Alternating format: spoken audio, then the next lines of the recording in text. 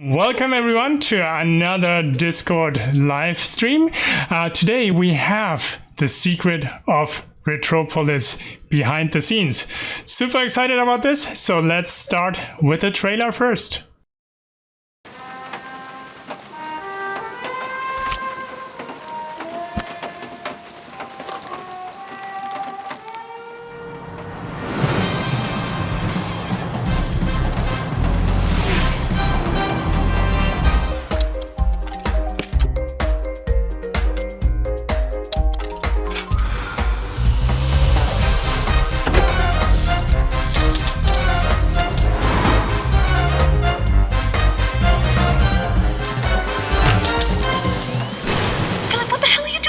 My job, Mrs. Montage.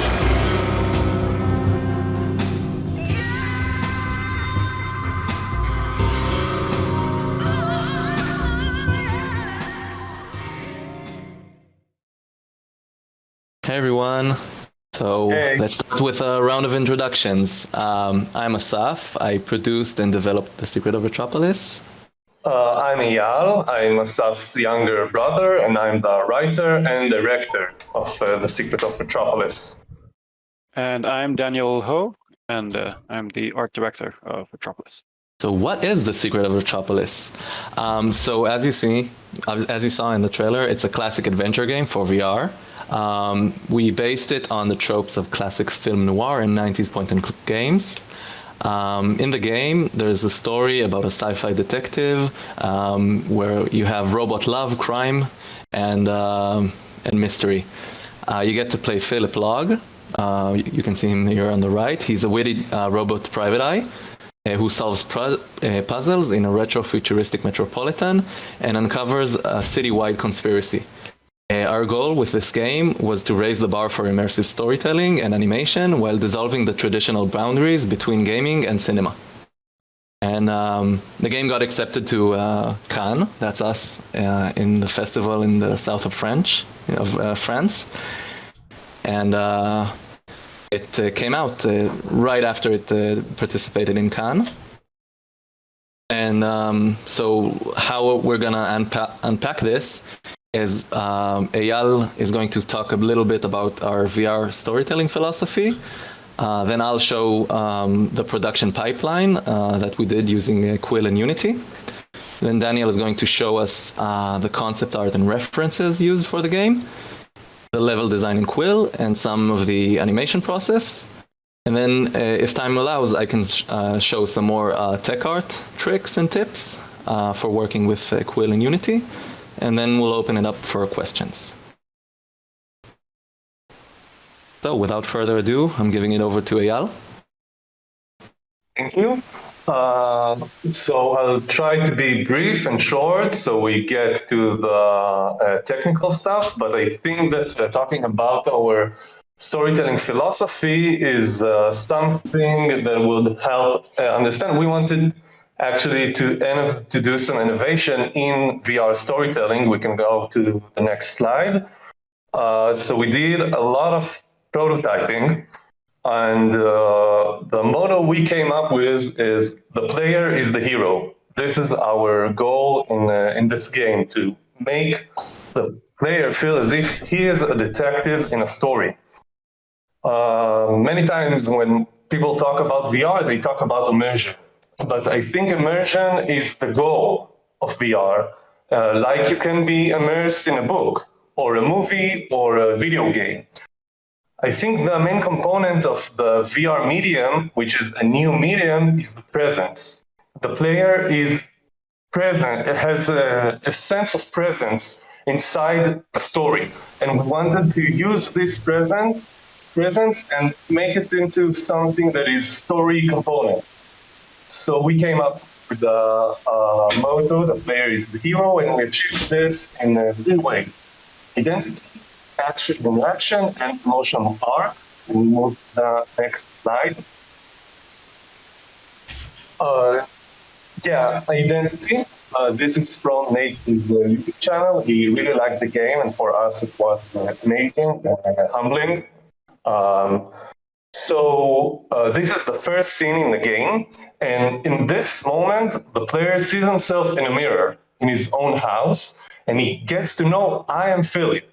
He has a name, he has a voiceover, he has a job, like he learns who he is. And it's very important to take this presence, this feeling of presence, and give him identity.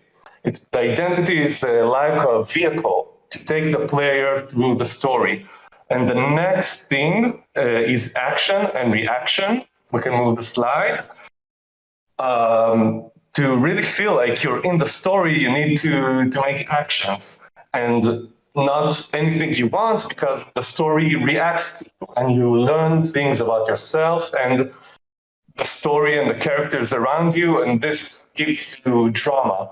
And our last component in the next slide is the emotional arc. If the identity is like a vehicle, so the emotions are like roller coaster. And we want the player to feel like the character in the story is feeling. And then you get the immersion. When the character is knocked out, we don't hit the player, but we make them feel like something happened and now they're sad. And we have a climax and we want the player to be excited when the character is excited. And we see this as the goal and the art of what we're trying to do in the narrative side. And to do this, we had a lot of work from building the pipeline and then doing the art. So now Asaf can talk about the production pipeline. Yeah, thanks. So with our storytelling ideas in mind, we kept creating a lot of prototypes to kind of explore which VR mechanics would facilitate our ideas best. We landed on the point-and-click game mechanic because it was just one of our prototypes. We literally tried dozens of different mechanics, and I think that was the most successful prototype in terms of it was intuitive, natural to play, and it allowed us to tell rich and complex stories. And one breakthrough we had is the extendo arm mechanic. This is one of the prototypes where after we landed on the point-and-click mechanic, and that was a development of that. We came up with the extending arm that is connected to the hand is connected to your body with the spring, and that improved how point-and-click played and felt inside VR. Then, once we were kind of confident about the game mechanics, I wrote a Unity system that allowed us to author puzzles and scenes without any coding knowledge. So anyone in the team could test out ideas, and we rapidly tested a bunch of story beats, puzzles ideas, everything. We made a lot of creative progress at that time with stories, character, and world. But everything still looked like this. So what we're seeing here is the gray box phase, where everything was comprised of Unity cubes, basically. And let me just pop up Unity and show you real quick how it was done. So can you see my Unity window? Yes. Yeah, I actually went back in time. This is about a year and a half ago, maybe a little bit more. This is how the game looked back then. Like it had already an elaborate story and all our big ideas in mind, but there were no assets, 3D or anything else. That's the folding bed. That's also a file cabinet, and your goal in this particular puzzle was to take the booze from the locked cabinet, but the booze is just a Google image of a bottle slapped on a cube. So that was how everything looked back then, but something sang true about it. Like, we did playtests and people connected to the story, everything, even with everything looking like this. And so our next big challenge in the pipeline is, how do we add 3D assets? We needed to find a way to make the game look much better but we had limited indie resources. And not only that, but the point-and-click genre is really, really demanding in terms of the amount of assets and animations you have. So like if you have a platformer, you do assets for the different enemies, and then they repeat themselves. But in point-and-click, every scene is different. So that just made the challenge even bigger. We didn't really know how we were going to pull this off, actually. And at the time, I was actually following this community and what it has been doing. So I saw all the robot characters Goro has posted, and we met Jonathan Tal, I think, when he pitched his Quill film Lifetime Achievement. And that led us to explore working with Quill. But I knew that for a full VR game, we needed an asset pipeline that's clean, flexible, and robust. We didn't want to settle for the FBX exporting from Quill and then importing to Unity, because that was a mess. I really felt it was a bad idea. And also it wasn't performant enough for VR from our tests. So I started to work on an extension for Unity to natively import Quill files. I dived head into the binary file, if you know the .cubin file that you can see in the Quill folders. First, I just started by reading the positions of the beginning of each stroke. So you can see here on screen, each stroke is represented by one purple square on screen in Unity. And then I was able to read whole strokes, but still without their metadata. So this is the whole stroke, but without any data on what kind of stroke that is. And then maybe a couple of days later, I was able to read the metadata, what type of brush it was, and the width. And then I added color, and voila, we have a Goro original Quillustration working natively inside of Unity. And that was really encouraging for us to see that it worked and it was really performant, and we didn't have to have like duplicate files. So like we worked directly with the original Quill file. And so this is one of the first tests that we did with our own assets. Daniel and I were actually just starting to learn how to work with Quill as we started production. So this is one of the first things that Daniel created, and we did here a test of Jenny puppeteered in VR. I'm gonna just play it, and I'm sharing here without audio, but imagine that there's audio here. And we took some recordings of the actors that was by then still their auditions, I think, and we just put them on an early design of Jenny that we puppeteered in VR. But we really weren't so happy with the way she moved. We looking back to it now, we called it Drunk Jenny because her style of movement was really out of control. So the next thing for us, once we had this pipeline working, was to figure out how to make stuff look good in it, in terms of art, design, and animation style. And to find a style that we can apply to this pipeline. So next, I'll give it to Daniel to show us some of the art. Hello, I'm Daniel. Parallel to working on the pipeline, in terms of how we would actually create this thing, how it would actually come to be. We were doing world building. Like we started doing the world building, which meant figuring out how everything's supposed to look, how everything's supposed to feel, and so a good starting point is with references and yeah. Okay, so next slide. I personally adore deep world building. I'm a huge fan of worlds that have like a really deep, an incredible depth to approaching world building from all angles. So I also went and looked at personal favorites for references, such as Star Wars on the left, Samurai Jack, and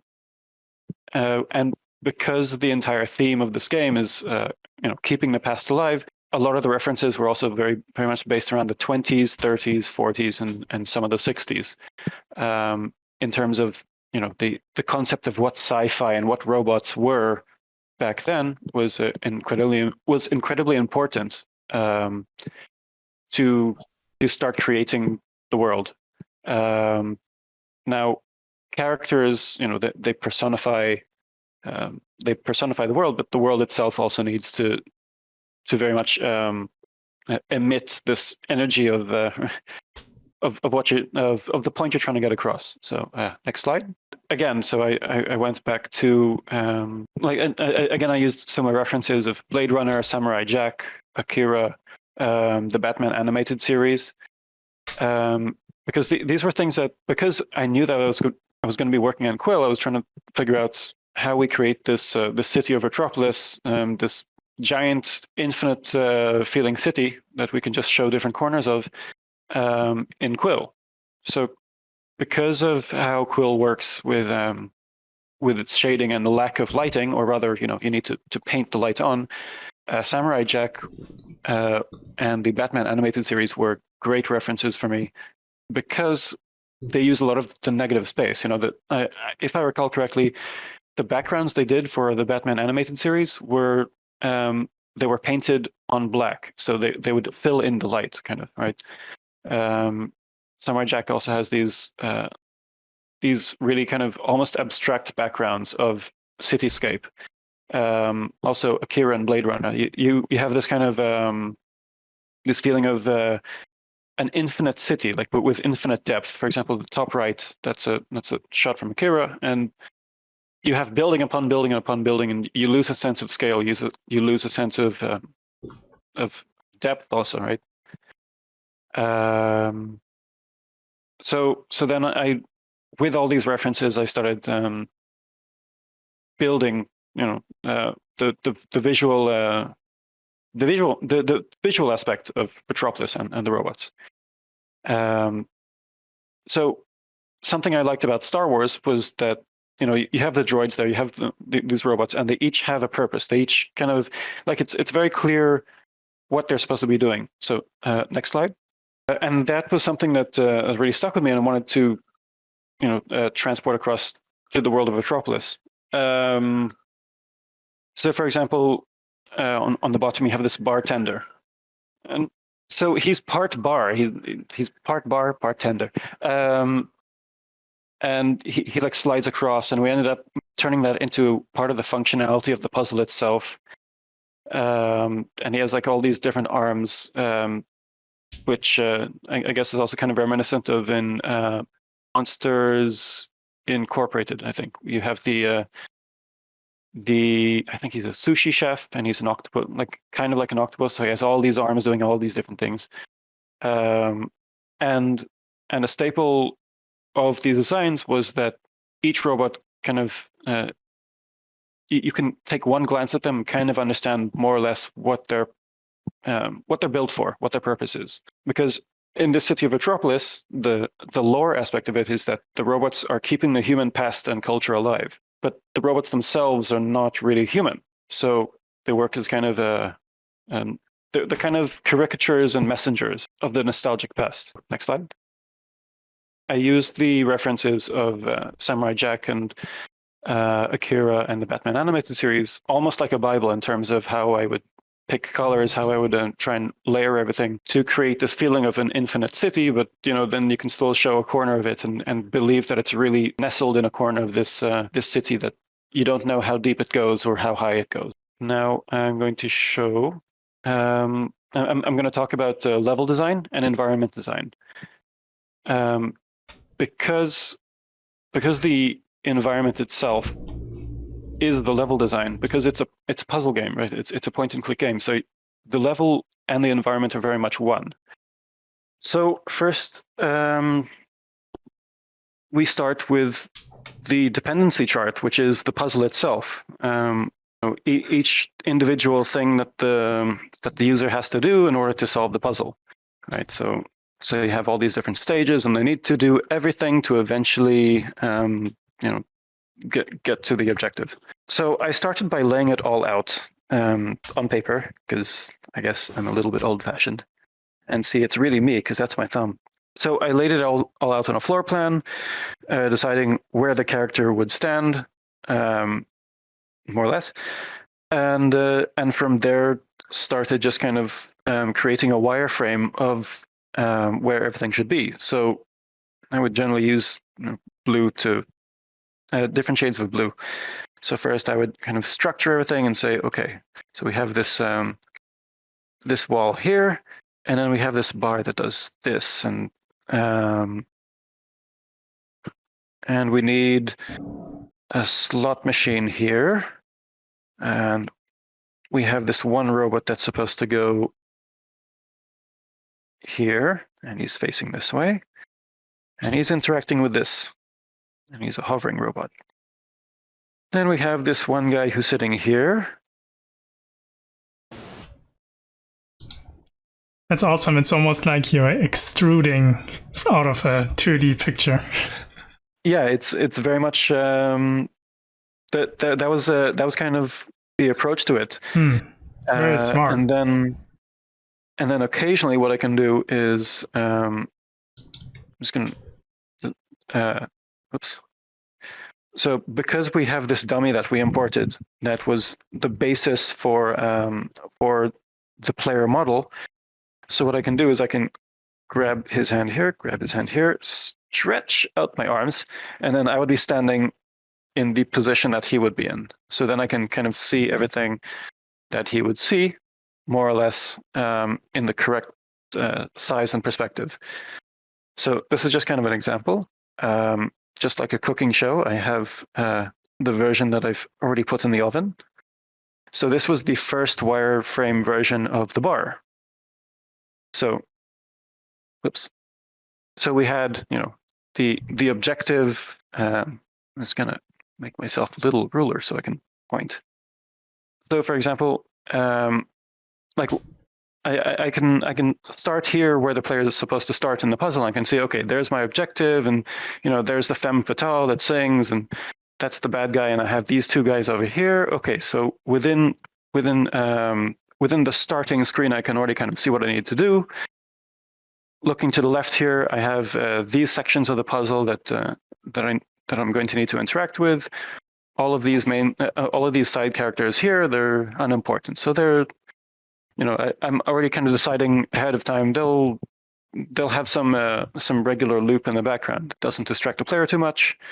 On this side here, we have the bartender. And he's going to move back and forth, but there's the entrance to the other puzzle there. Okay, so more or less start to understand things, but then I could, for example, see here, it's a little bit stuffy, right? So in terms of level design, it's a bit too cramped. There are too many interactions in the same area. So for example, I thought, it might be a good idea to just kind of take all of this section of the club and move it down a bit. I'm just gonna make the floor disappear.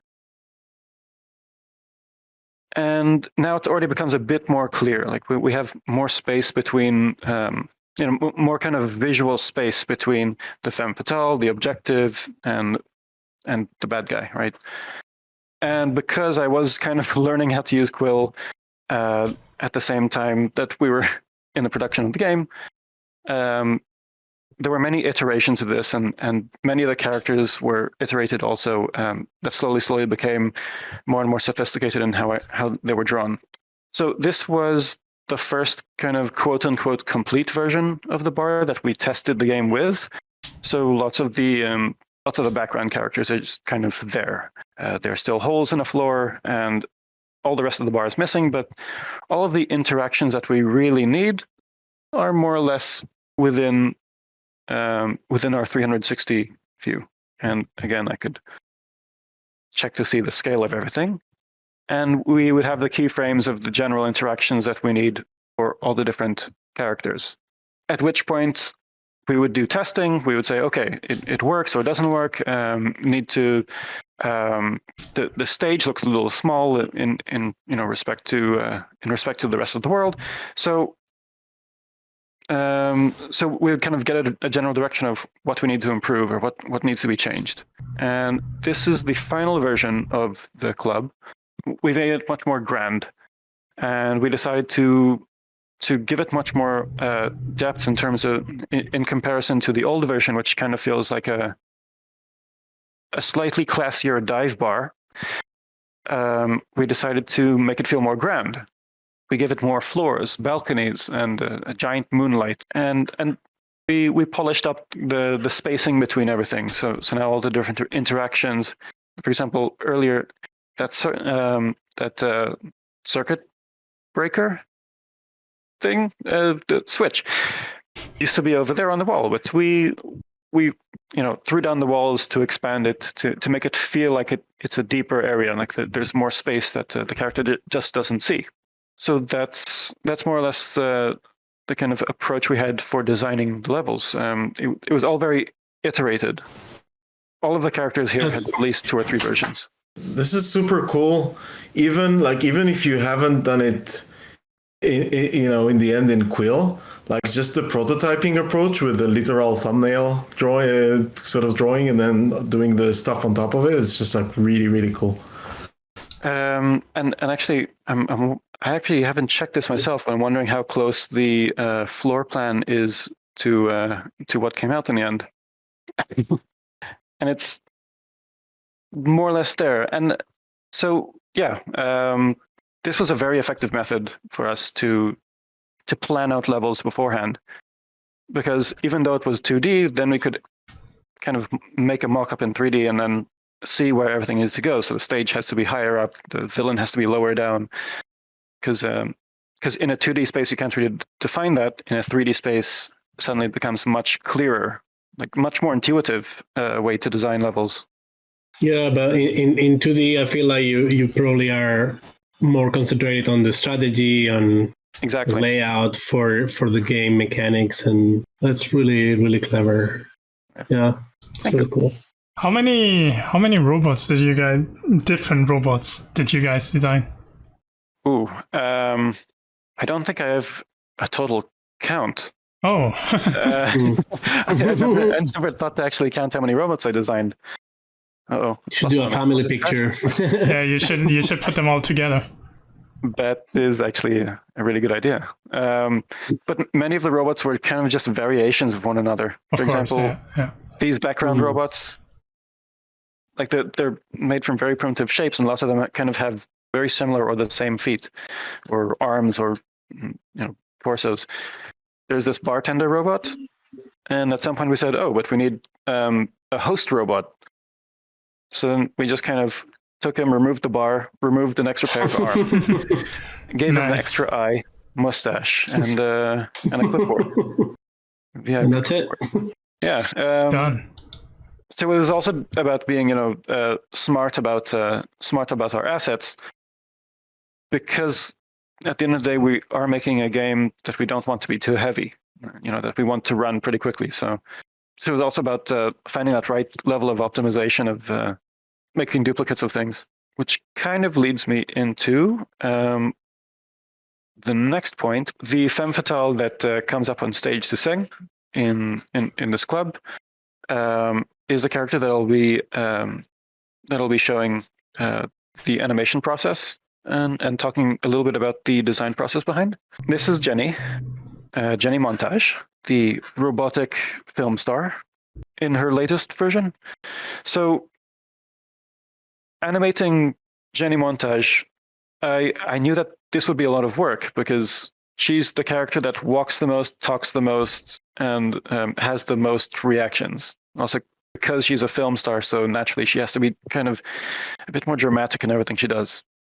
And from the old version of her, if you guys remember from the Drunk Jenny clip, I got a much better understanding of how I should design characters in order for me to be able to animate them quicker. One of the biggest tricks that I figured out was, first of all, it was very comfortable that everyone's a robot, so they all just have these ball joints, right? So I don't need to worry about the muscle actually stretching correctly, because I can just kind of put it wherever I need to. And this kind of cartoony connection that I have here allows the human brain to just kind of say, oh, yeah, sure, makes sense.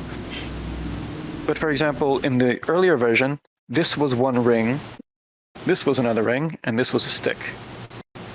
Which meant that when I wanted to just kind of select the arm, be like, okay, so move the arm down, I would have to select this, and select this. So what I ended up figuring out was I could kind of take two tubes and thin out the middle. So then I can much quicker just kind of select the entire section, just by kind of selecting all the way through. That's awesome.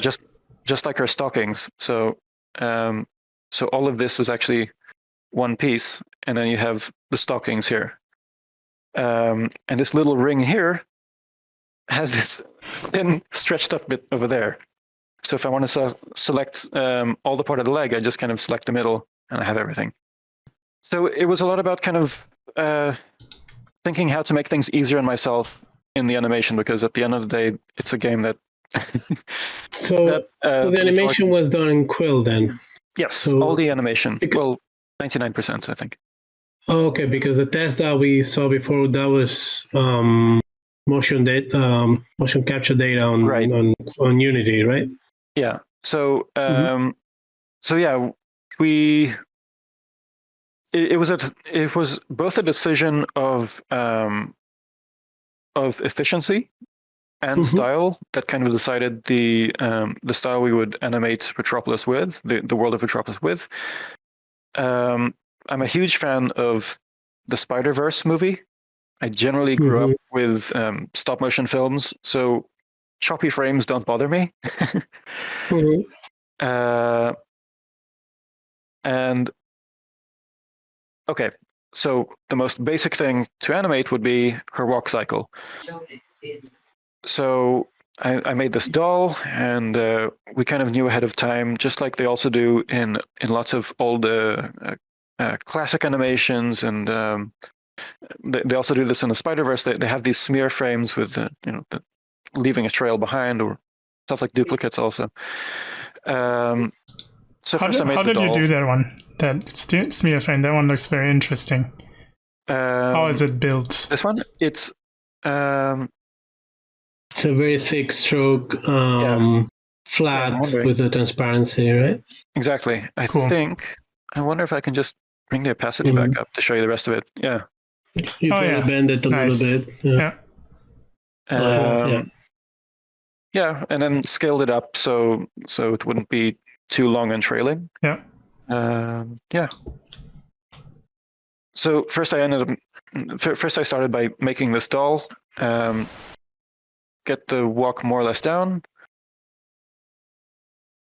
then use that as a reference for Jenny, including the smear frames with like the little light from her heels also following through, because on darker backgrounds that would really pop out. And then from there, as with this version as our base, I kind of could make alternative versions for when she's tired and low in energy, so her battery bars are lower than here, or her entrance, which is the very femme fatale, smoking the long cigarette version, with a slightly more sass in the shoulders. Super cool. Thank you.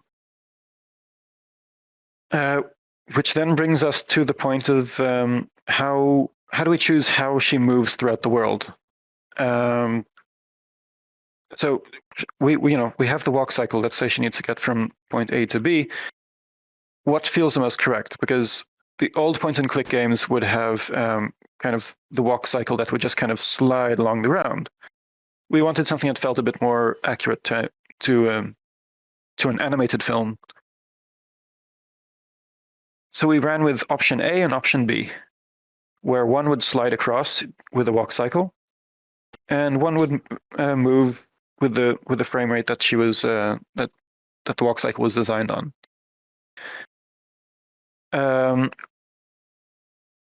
For all the people who are Yeah. not seeing this in VR, this one looks much better. Because this one, you can tell how it's sliding across. However, in VR, everything changes because suddenly your eye needs to hop from place to place in order to keep attention.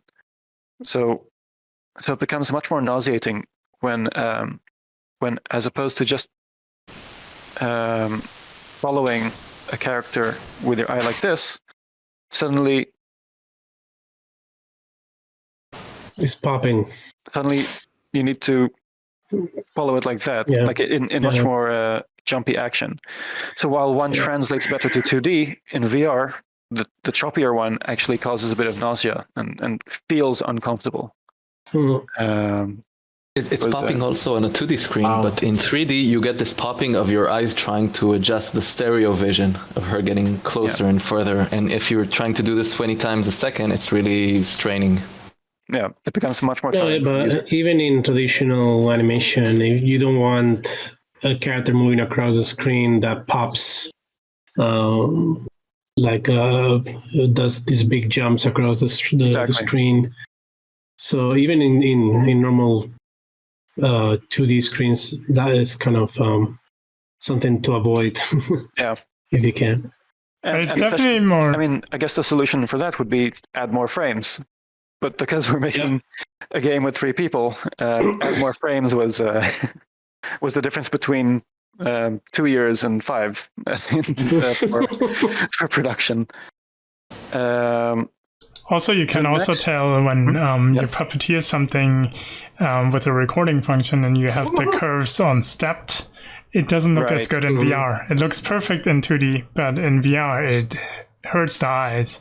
So once you set it to linear, it becomes smooth. Yeah, it does flicker. It's really interesting how it's so different, the perception. Like I think it's something to do with our eyes being like evolutionarily speaking, a hunter's eyes. So we track gentle movements as opposed to darted movements. Which and also the combination of the 2 type of movement in the same thing is confusing. So you see things that are moving very soft, like when you move your head, everything is really smooth, but then something is not as, in a 2D screen, in a flat screen, is more acceptable because the screen doesn't move, it's there. Right, you have in VR, yeah. Like the VR version of a pen, right, with the stepped motion. Exactly, yeah. Okay, so I've covered level design, I've covered animation, and now I want to talk about direction. I want to show you the process of directing a scene in our game with all the characters being planned out as regarding what they're supposed to do and what they're supposed to say and how they're supposed to act. So this would start with where is it? Oh, it's possible I was supposed to share this on another screen, but I don't have it open. I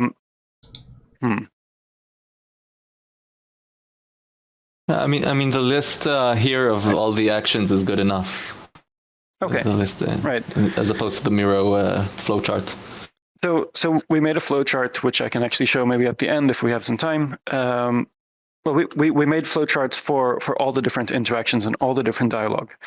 And then we kind of mapped out her reactions. Well, not just her reactions, but all the characters' reactions. So all the characters, different types of animations, her idle poses, her animation for different lines like "give it here" or when she's speaking in an annoyed manner or doing eye rolls. So we planned that all out. Then on 2D, I kind of sketched the important notes of kind of what frames on 2D kind of captured the expression best, or to give myself notes such as to get her to step back when she does A6. And then we took everything. This is, by the way, the scene in the game which has the most character interactions. We have the most characters kind of grabbing one another or reacting to one another within the space. So I created this floor plan with I might not say this correctly, mise en scène, which is basically the marking that they do with sellotape in theaters to get actors to remember where they're supposed to stand. But this was for me.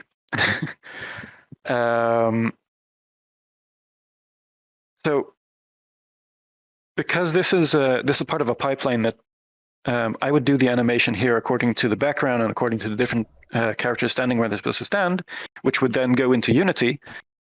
If I play the animation just as it is, it'll be complete chaos, which I can show you. Lots of characters doing different things or the same thing in the same time. And everything's out of sync.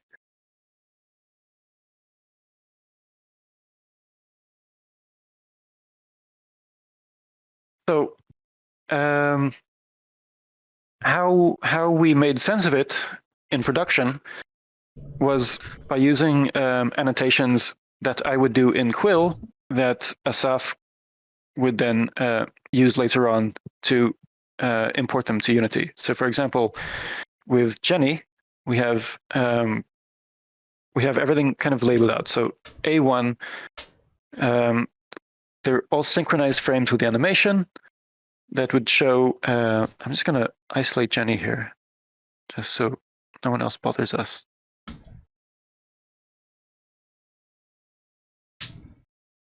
So everything would be labeled. So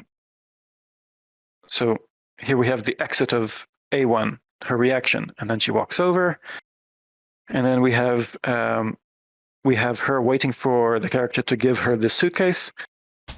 So then me and Asaf know that at the end of A2, she becomes one kind of like the suitcase is kind of included in Jenny's animation. She puts it down, and at some point she leaves it, and it disappears.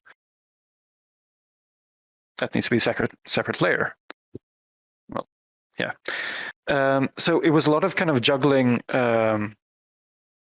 different characters, doing them almost one by one. So to understand correctly, you have kind of like a act sheet, right? Like a timing sheet for Asaf to be able to trigger each action at the right time. And that sounds pretty complex to figure out. It was actually surprisingly intuitive the moment we thought of the idea, because then everything made sense. Because then when he takes everything, he knows exactly what frame, what needs to happen. And then the layers, the exports have specific names that Asaf can then reference, right? Exactly, yeah. Cool. And because you can open the Quill file in Unity, everything is available to see, even the layers and everything, right? Exactly. So if there's something we want to change, then he can just tell me, oh, you need to make B3 2 frames longer and add whatever, and then that'll be easy for me to find. So it saves us a lot of confusion back and forth. For example, there's one bit where a goon comes in, and he comes over here, and he's supposed to grab her, and then Jenny is going to have a conversation with the senator, and they have kind of a back and forth. So when the goon grabs her, I need to make a note to myself that with B4, Jenny and the goon are now one layer. So we have this layer Jenny and goon, which all of the grabbing and all of the interaction she has, they move together in order for it to be completely synchronized in the movement. Also, something that we did ahead of time with the animation for in preparation for it to go to Unity was everyone that needs to talk has a green mouth, which Asaf can explain later on what that green mouth means. Yeah, about the green mouth, I think that's the explanation. Basically, it lights up using a shader. So yeah, this is where the animation and the level design kind of need to become one, right? Virtual reality, naturally, you need to trust that you can hold the player's vision in the right place in order for them to actually understand what's going on. So everything kind of needs to be planned out in order to be interesting enough or uninteresting enough to get them to look in the right direction. So we have the first goon. Originally we have Jenny, who you have the interaction with. Ignore the breaking glass. And you have a conversation with her, and so on and so forth. And at some point, she hears sirens. And then she needs to react to the drone breaking into the motel room, which is this animation that Asaf did. So the drone comes in. If you recall from her animation, she freaked out and jumps onto the bed. And here's another example of twisting the character with that smear frame, adding extra legs and arms and waiting for them to waiting for the audience to fill in the gaps. So Jenny's on the bed, and the drone is around here scanning her. And then at some point you punch the drone crashes, and then a goon comes in. So he smashes open the door, points at her with giant paws, and then he has a short interaction with the player. So he comes up to the player. Just imagine that he's over here. I think a lot of the cycles of characters moving were done afterwards. Yeah, that's true. I think he actually just goes back to this pose when he's standing in front of you.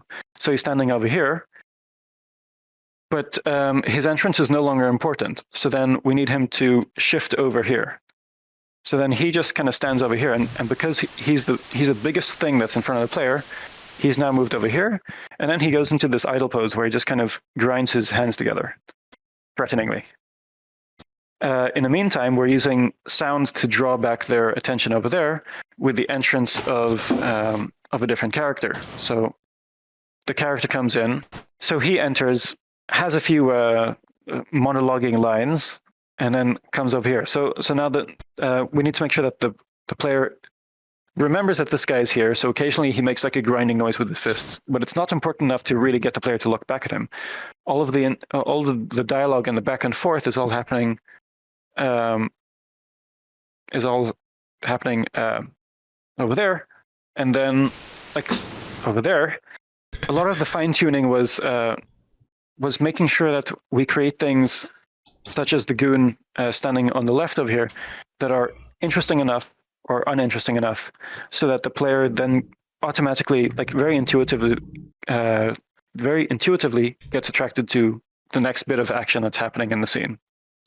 It's always like a fine line, right? What I noticed that, like there's a level of like what draws attention, like if it's not strong enough, people might just look anywhere. I mean, the possibility that people look around is always there. You can never 100% foolproof it, but like early on, a mistake I made often is like when a bird flies by, you think that's enough, but no, like people wouldn't notice, right? But if it's something in front of you threatening you, or moving in an interesting manner, then you can 90%, 95% make sure that the eye is following, right? Exactly. Yeah. A lot of the grabbing of attention happens either through sound or kind of knowing what kind of what's the shiniest object that they'll be looking at, kind of. Yeah, and what moves and what doesn't move also is another trigger.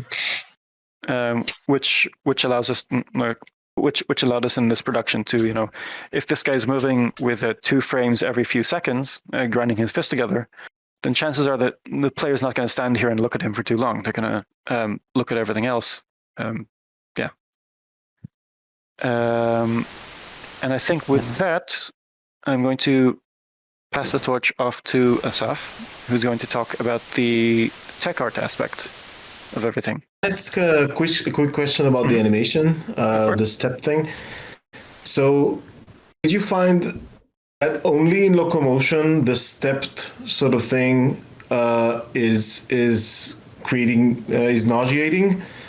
Everywhere else, it's okay to, if they're not moving around, it's okay that they do the step thing.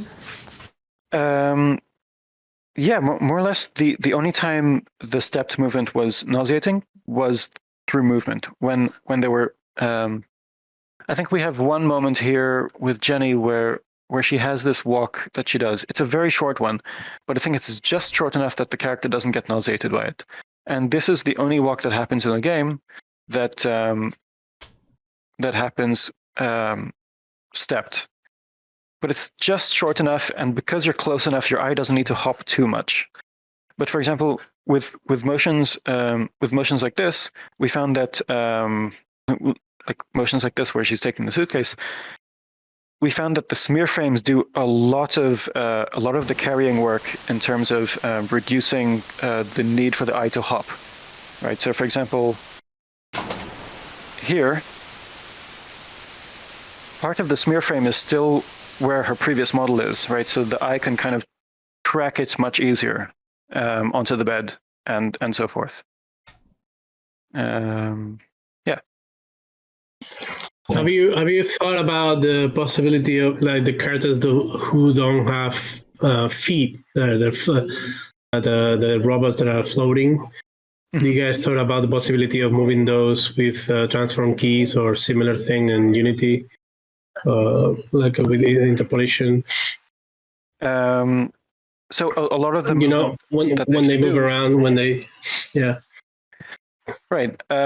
In order to save on keyframes, right? Because every keyframe in Quill is another version of the model.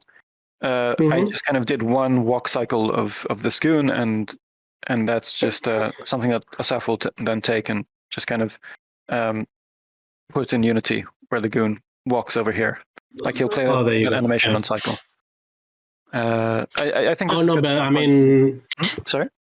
I mean the locomotion. I mean when imagine the Goon is moving from one side to the other of the room, that movement would be cheaper to make it on Unity, right? Because exactly. Since he doesn't have food plant, he doesn't have to really have food. He's just floating, so it's more believable that he can, translate smoothly from one place to another. Hover. Yeah, that's true. That's one of the advantages, and that's, I guess, the actual Secret of Retropolis. That's why so many characters hover. Yeah, because it saves the animating feet. Yep. Yeah, we were actually tempted to make Jenny the femme fatale hover as well, but that was like, I think she's the only character who has legs and also walks. Because a lot of other characters have legs, but they sit down all the time when you see them. Yeah. It's not a femme fatale without legs. Exactly. Okay, so I'm going to hand this off to Asaf. This is the. So if you remember, Daniel showed the puzzle dependency chart earlier. So that's one type of chart that we do a lot ahead of time when we just design the game. But when everything is already in place in terms of dialogue, this is the dialogue flow chart of like all the different interactions and what do the characters say. And so this is really where the sketches by Daniel are made, and we decide for every line of dialogue which animation clip takes place, and that is what allows us also to reuse the clips between the different parts of the dialogue and even different parts of the game. And this annotation is consistent with what you just saw in Quill. So when I import, this is how how I know how to make sense of where everything should happen. And let me just show you. So first, before the import of animation, I just wanted to show you this really cool asset that you can get from the Unity asset store. It's not something we did, so I feel like I should share. So can you see my Unity window? Yeah. Yeah, so you have Final IK. I don't know if you heard of it. It's on the Unity Asset Store. I think it's not for free. Maybe there's a free demo. But in it, you have a VR rig, and that's a playable rig that when you go into VR, that's your body avatar. And so the way we did both the body avatar for the main character and also the failed test of Jenny when we wanted to puppeteer her is we took, so here under the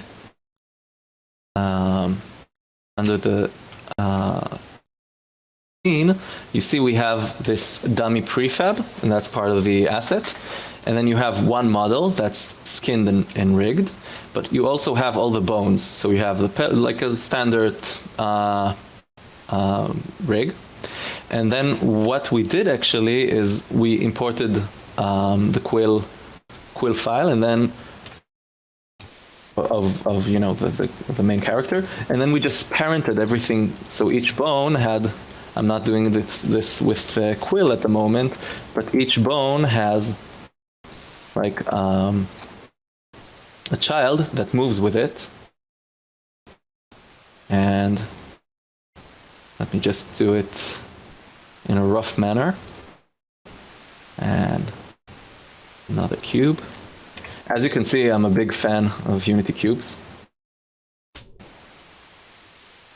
Basically, once you have something that's in the right proportions, you have your basic rig that moves with the VR player, and this is something you do without even entering Blender or doing any skinning or anything, and it's it's a really easy way to make a body avatar in Quill.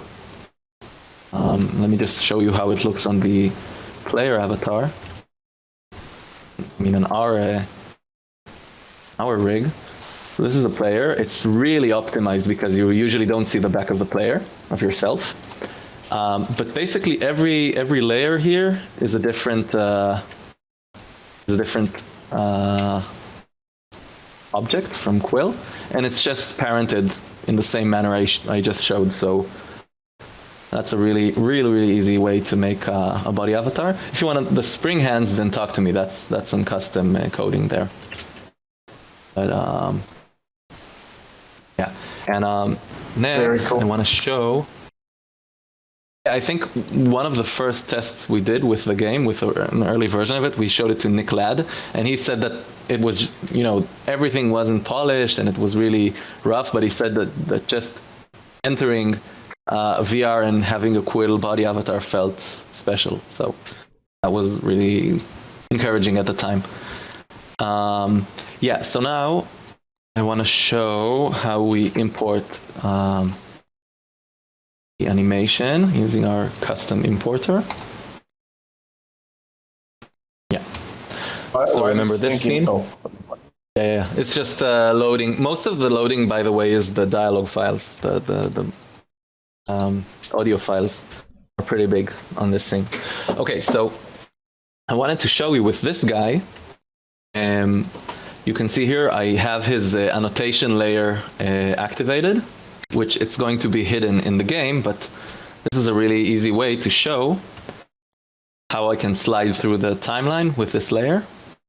And that's something I'm really proud of, because usually when you're importing, you have like a bunch of models that you need to hide and show to slide. So here I just added a slider of the Quill frame. And basically it shows the different clips. Like this time span is a relaxed play that loops, and this is a solo. So this annotation layer shows me the different time spans. And then for each time span I have here in the animation window, I can basically, let's take his solo. And you see I'm scrubbing the animation and the slider here changes. So basically I'm animating this slider. most of the time it's linearly animated because we want the time to move linearly, but sometimes if we want to do an extra ease or something, I do like an auto thing, and then and a lot of we did a lot of reuse by going back and forth and scrubbing, making an animation that goes back and forth with the quill just to give it more texture and richness. And something else I want to show you with this guy is just a method of saving frames. And I have here a ready-made scene for this. So this is the same guy as we saw him.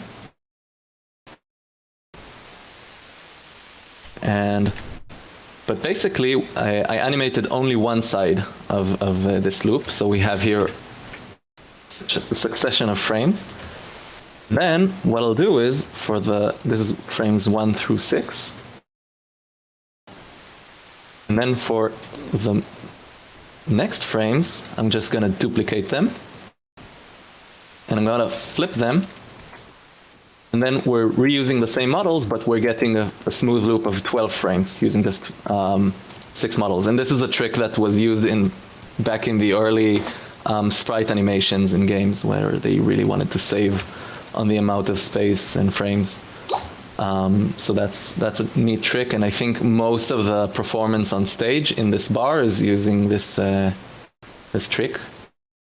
And yeah, I think that's basically it. We can go back to the bar, and I just want to show you once we have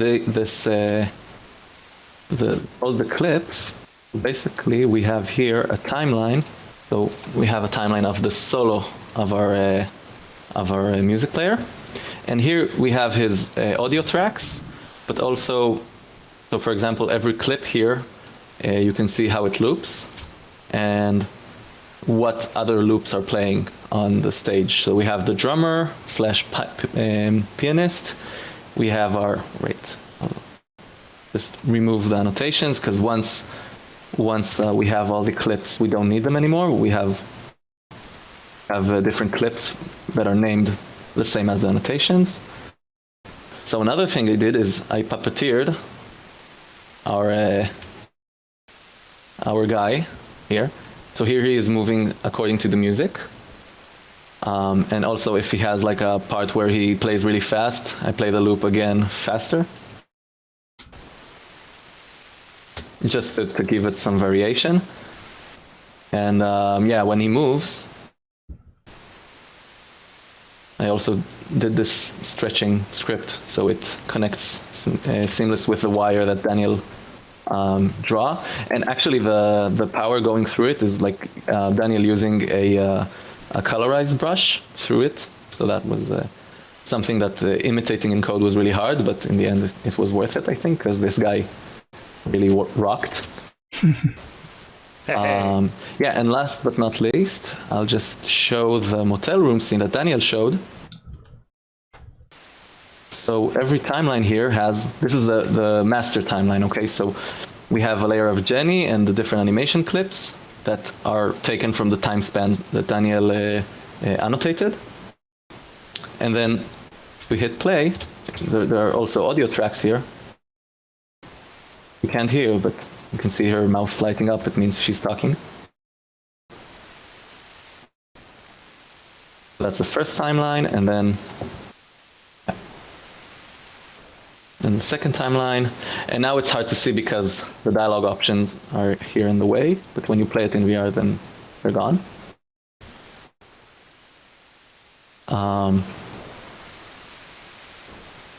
And then you have all the characters entering. And here you can see everything with the keyframe transformation.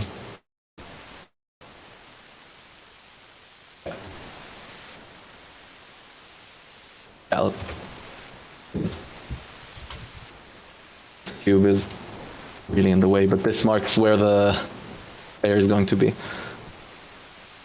Yeah.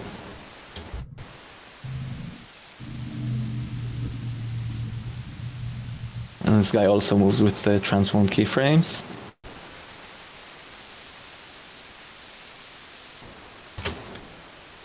So so this is really the timeline that kind of assembles everything back together from the flowchart that we did, and yeah, that's it basically. Maybe show how the player gets a punch to the face, how you did that. Yeah, I know, but we're streaming without audio, so I don't think it'll be so effective. Show that timeline and tell what you did. I think it's interesting. And the end of the scene, let's see if it's one timeline, I don't remember anymore. In the end, you get punched by this goon here. There's actually a script here, so if you're trying to move your head from the goon, the goon will follow you, so you're gonna get punched anyway. It's like attached to HMD. Exactly. And I'm not sure where the timeline is at the moment. Let's just see if I can find it real quick.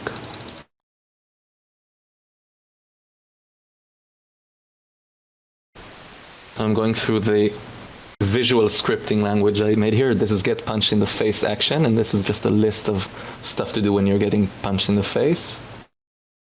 You unlocked an achievement. Yeah, here it is. Just hide the dialogue. So when you get punched in the face, it goes to this abstract animation. Oh, that's cool. Yeah. Awesome. Oh, that's funny. And that's like, that was really effective in making the player feel that they were punched, basically. That's super cool. In like a very cartoon manner, like Really the, fun. Batman. Yeah, I wish you could hear the music. The music on this part is really great as well. Right, yeah. Asaf did the animation for that punch scene, and it's all done according to the music that our musician made.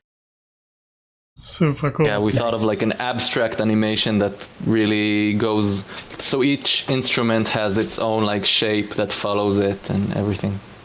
And we also animate the sound sources, so like you hear sound going through your head from Yeah, I'll make the icons bigger so we can see all the sound sources here. They move quite a lot. This one, yeah. Oh, that's cool. Can't wait to experience it in the game. Yeah. Okay, that's it. I think we can open it for QA now. And this is the virtual poster that Daniel drew last week. This is available in VR to watch, right? Yeah. We posted it to Quill Theater. That's awesome. The other day. Cool. I in the making of that poster, I found out that typography in Quill is an absolute nightmare. Yeah, I'm not sure why in hindsight, but we made a point of making the model of the typography in Quill rather than in I don't know, Blender or something. I'm a completionist. Well, I have done that in the past as well. I think we're all guilty of that. We can actually leave the screen as out. This screen is pretty cool for the Q&A. I think that's excellent. So Okay. I'm just checking. I don't see any question. Oh, there's a question from Mauricio. For this, we just want to say the game is available. If it's, we want to make sure everyone knows. You can go to retropolis.quest and get the game on Steam or Quest or Rift. And we'd love to hear your thoughts, like as part of this community. That's something we can really learn from and grow from. Yeah, Ivan Casal just said to hear what the community has to say about this. Ivan Casal just said he bought the game yesterday and today he'll play it after this. So he loves the look. And then Mauricio is asking, why did you choose Quill over modeling and animating in Blender or other software? I guess, yeah, speed and efficiency, because this way we can make a game with 3 people where I did the majority of the animations and basically drew all this stuff, like all the designs. The entire world was more or less drawn by me because everything's much more efficient. I don't need to work on lighting. I don't need to work on rigging. I don't need to work on UV mapping, skinning, rigging. This is the stuff that I ran away from when I was learning regular 3D animation. Quill just let me kind of do all of that much more intuitively. Yeah, I hear you. It feels like, you take the technical barriers away, and you can just leave all the energy for your creative, vision, which is like doing the smear movements of Jenny walking. I have zero clue how to do that in Blender, and just the process of trying to figure out how to do it would use up all of my energy that I could be using to actually draw the thing itself. Yeah, like when I looked at your smear frame where she jumps on the bed, like that especially, right? Like, how do you do that with traditional 3D software? I mean, you can do it somehow, but it takes you forever. And if you use a tool like Quill, it's just like a matter of seconds, right? You just duplicate, move, and you're done, right? So. Exactly. It's the perfect tool for technophobes.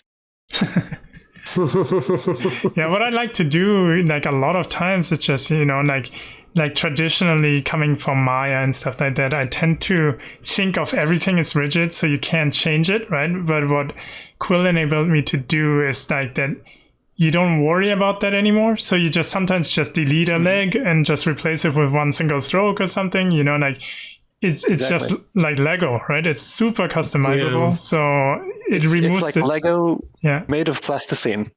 Totally. Yeah. So what I really like about it that it kind of takes the good stuff from 2D, stop motion, and 3D. It's like a really nice blend. Yeah, it's like taking all the icing on the cake and then removing the headaches. So Xenia is asking, when do you think the continuation of the story will come? Please don't say in 2 more years. I mean, we just released this one. But we really want to tell more about the world of Retropolis. Like for us, going into the production, like the animation process that you just saw, like we would spend every lunch break on ideas for more story and more characters in this world, and we're in love with it. So we'll hope we can just make more. I have another sketchbook filled with designs that are just waiting to turn into Quill. Yeah. Nice. And I think a lot of what we hear is people want a longer sequel as well, and so we'll have to balance that with the time it takes to produce, I guess. But do you think because you have now all the pipeline and stuff figured out, do you think that would accelerate the process dramatically, or do you think it has less impact on the production time? We think it will. We think it will.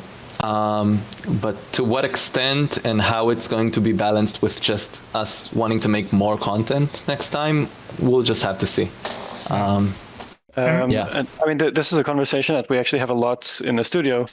And I think as someone who's usually a pessimist, I'm dramatically an optimist when it comes to it because I saw how intuitive and easy it was for me to create all the stuff for this game on my own, more or less. So, yeah, it's pretty impressive that it's mostly like one person for all the assets. That looks like a lot of stuff. The gameplay is like around 1 hour, and so I think any other method you wouldn't be able to do with like most of the animation and modeling done by one person. So it's like that would be impossible. So Daniel, you did like one feature film by yourself. But this is impressive, guys. It was like super interesting to see the behind the scenes. Let's see if we have any more questions. I think that's it. So all I can say is Asaf, Daniel, and Eyal, thank you so much for taking the time today. Everyone, make sure to buy this game. You see the social links down here in this poster. And thank you, Asaf. This was awesome. Thanks. Thanks a lot. Thank you for hosting us.